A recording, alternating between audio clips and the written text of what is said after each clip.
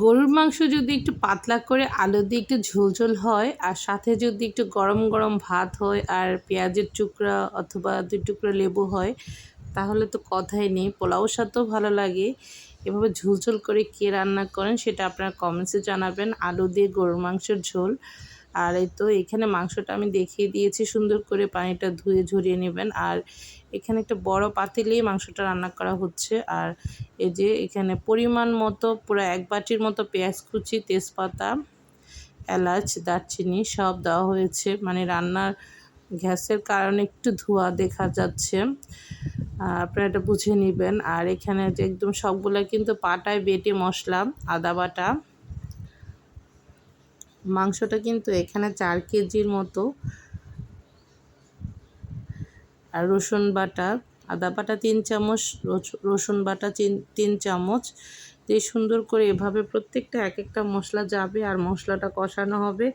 আর এখানে কাশ্মীরি মরিচের গুঁড়াটা যারা একটু ঝাল কম খান তাহলে একটু ঝাল কম দিবেন। এখানে 4 চামচের মতো দেওয়া হয়েছে মরিচের গুঁড়া।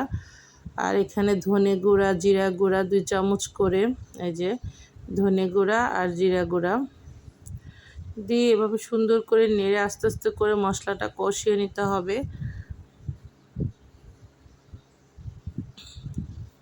আর অফ ক্যামেরায় কিন্তু আবার ওই যে টমেটো কুচি দিয়েছিলাম 3টার মতো।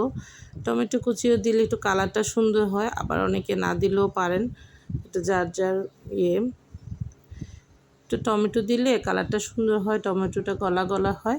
আর এখানে যে মশলাটা কষানো হচ্ছে, কষানোর পরে যে মাংসটা এভাবে দিয়েও রান্না করা যাবে, আবার মাংস কিন্তু মেখেও রান্না করা যায়। এক একজন এক এক রকমভাবে রান্না করে। এই যে নলিটা আর এই যে মাংস এখানে হচ্ছে 4 কেজির মতো গরুর মাংস।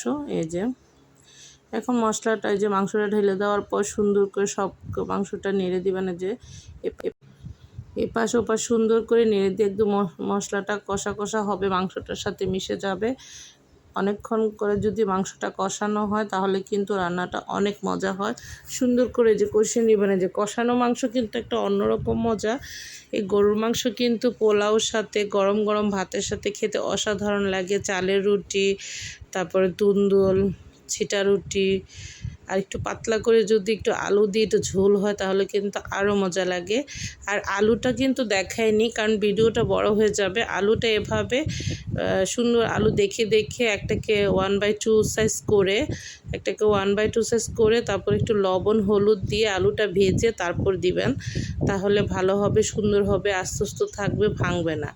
অনেকে আবার এভাবেও দেয়, এক একজন এক এক রকমভাবে করে, এক একজনের রেসিপি এক এক রকম। আর এখানে এই যে গরম পানি দেওয়া হলো, আলু দেওয়ার পর মাংসটাকে নেড়ে দিবেন, দিয়ে তারপরে যে ঝোল দেওয়া হলো। গরম পানি বা স্বাভাবিক পানি দুইটাই দিতে পারেন, যে যার যেটা ইচ্ছা, দিয়ে তারপর ঢেকে দিতে হবে। ঢেকে দেওয়ার পর মাংসটা 15 থেকে 20 মিনিটের মধ্যে মাংসটা হয়ে যাবে। এই তো গরুর মাংসটা হয়ে গেল। সবাই ভালো থাকবেন, আল্লাহ হাফেজ।